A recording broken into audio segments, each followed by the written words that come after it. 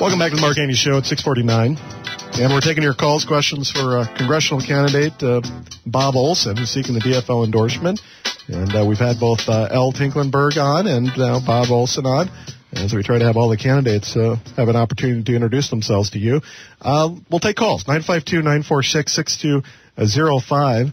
We'll take a call that I want to get into. We just got a little bit of time left here for big issues, but let's take a call quickly. Paul in Rockford, welcome to the program, sir. Hi, thank you, Sam. I want to wish your candidate all the best. I can't even believe I'm in Michelle Bachmann's district. It just makes me crazy every day. I can't tell you. But here's my question for your candidate. He sounds like he's really sharp, and he's talking the talk. How does he get, though, the big conundrum in my mind, and I know this has been talked to death, you talked about the economy before and what we can do in Washington.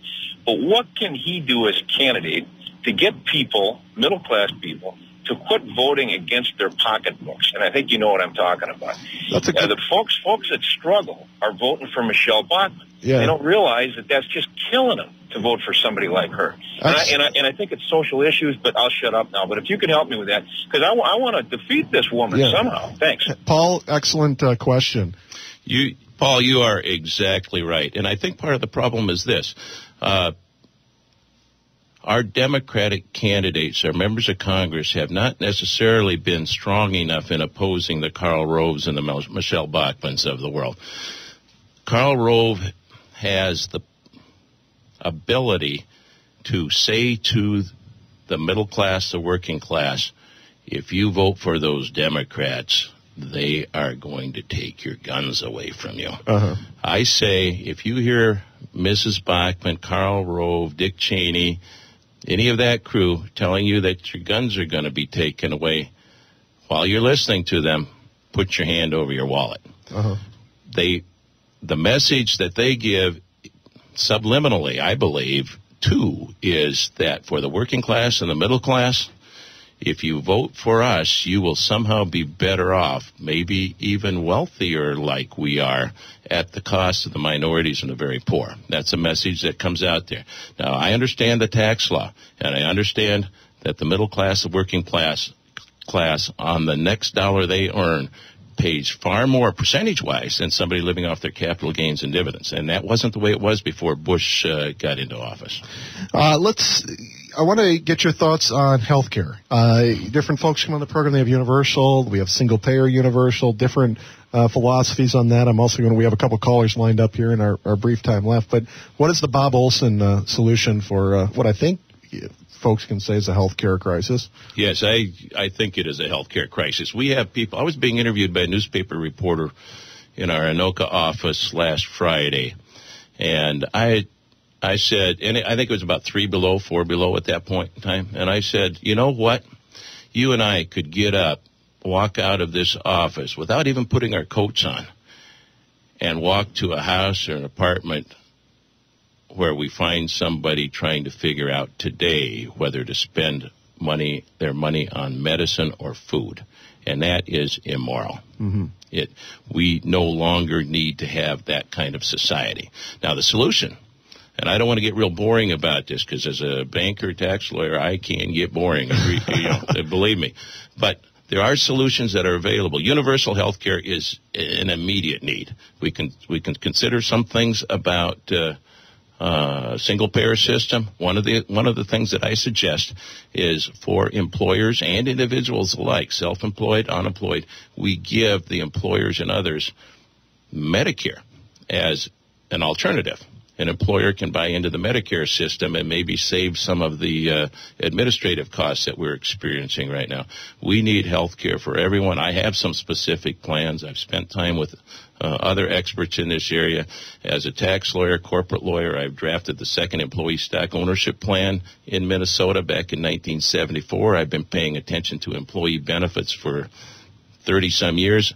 I know some of the solutions. There are a lot of solutions, but a lot of ways to get there. But every American needs health care, and it is immoral the way the situation is now. We need to change this. And we're going to keep having folks back to talk more about those issues. And obviously, you've got the plan up on your website.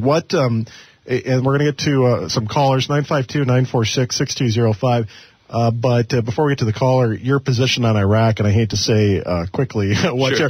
but because maybe the hasty talk about Iraq is how we got into it in the first place. But what are your thoughts on an exit strategy? Well, we need to do two things. One, we need a diplomatic surge. Our soldiers, our forces have done everything that we've asked of them, and they've done a good job, and now they need an exit strategy. We need, when we leave, to be sending a message to the world that we will no longer be dependent upon Mideast oil. That we can do. $30 billion a year can do that. We need to get out of Iraq. Attacking Iraq, we attacked our enemy's enemy. It made as much sense to go after Iraq and Saddam Hussein after 9/11 as it would have to have attacked India or China after Pearl Harbor. Iraq was the enemy of al-Qaeda. We had Iraq under control. All right. And but as far as timelines or those things, do you support a timeline, or is there...